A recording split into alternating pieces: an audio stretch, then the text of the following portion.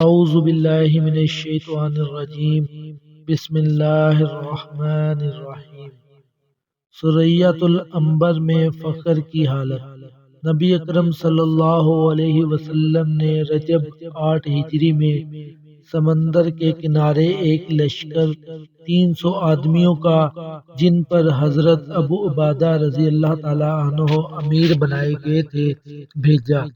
حضور اقدس صلی اللہ علیہ وسلم نے ایک تھیلی میں کھجوروں کا توشہ بھی ان کو دیا۔ 15 روز ان حضرات کا وہاں قیام رہا اور توشہ ختم ہو گیا۔ حضرت قیاس رضی اللہ تعالیٰ عنہ نے، جو اس قافلے میں تھے، مدینہ منورہ میں قیمت ادا کرنے کے وعدے پر قافلے والوں سے اونٹ خرید کر ذبح کرنا شروع کیے اور 3 اونٹ روزانہ ذبح کرتے، مگر تیسرے دن امیر قافلہ نے اس خیال سے کہ سواریاں ختم ہو گئیں تو واپسی بھی مشکل ہو جائے گی، ذبح کی ممانعت کی اور سب لوگوں کے پاس اپنی اپنی جو کچھ کھجوریں موجود تھیں جمع کر کے ایک تھیلی میں رکھ لیں اور ایک ایک کھجور روزانہ تقسیم فرما دیا کرتے، جس کو چوس کر یہ حضرات پانی پی لیتے اور رات تک کے لیے یہی کھانا تھا۔ کہنے کو مختصر سی بات ہے، مگر لڑائی کے موقع پر جب کہ قوت اور طاقت کی بھی ضرورت ہو، ایک کھجور پر دن بھر گزار دینا دل و جگر کی بات ہے۔ چنانچہ حضرت جابر رضی اللہ تعالیٰ عنہ نے جب یہ قصہ لوگوں کو حضور صلی اللہ علیہ وسلم کے بعد سنایا تو ایک شاگرد نے عرض کیا، حضرت ایک کھجور کیا کام دیتی ہوگی؟ آپ نے فرمایا، اس کی قدر جب معلوم ہوئی جب وہ بھی نہ رہی کہ اب باجوز فاقہ کے کچھ نہ تھا، درخت کے خشک پتے جھاڑتے اور پانی میں بھگو کر پی لیتے۔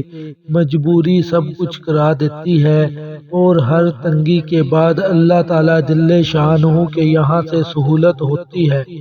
حق تعالیٰ نے ان تکلیف اور مشقتوں کے بعد سمندر سے ایک مچھلی ان لوگوں کو پہنچائی جس کو عنبر کہتے ہیں۔ اتنی بڑی تھی کہ 18 روز تک یہ حضرات اس میں سے کھاتے رہے اور مدینہ منورہ پہنچنے تک اس کا گوشت توشوں میں ساتھ تھا۔ حضور صلی اللہ علیہ وسلم کے سامنے جب سفر کا مفصل قصہ سنایا گیا تو حضور صلی اللہ علیہ وسلم نے ارشاد فرمایا کہ یہ اللہ کا ایک رزق تھا جو تمہاری طرف بھیجا گیا۔ مشقت اور تکلیف اس دنیا میں ضروری ہیں اور اللہ والوں کو خاص طور پر پیش آتی ہیں۔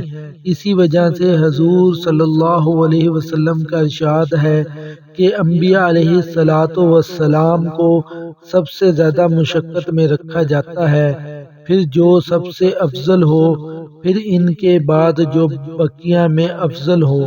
آدمی کی آزمائش اس کے دینی حیثیت کے موافق ہوتی ہے۔ ہر مشقت کے بعد اللہ کی طرف سے اس کے لطف و فضل سے سہولت بھی عطا ہوتی ہے۔ یہ بھی غور کیا کریں کہ ہمارے بڑوں پر کیا کیا گزر چکا اور یہ سب دین ہی کی خاطر تھا۔ اس دین کے پھیلانے میں جس کو آج ہم اپنے ہاتھوں سے کھو رہے ہیں، ان حضرات نے فاقے کیے، پتے چبائے، اپنے خون بہائے اور اس کو پھیلایا جس کو ہم آج باقی بھی نہیں رکھ سکتے۔ اللہ پاک مجھ آپ کو بھی دین کی محنت کرنے کی اور دوسروں تک پہنچانے کی توفیق عطا فرمائے، آمین ثم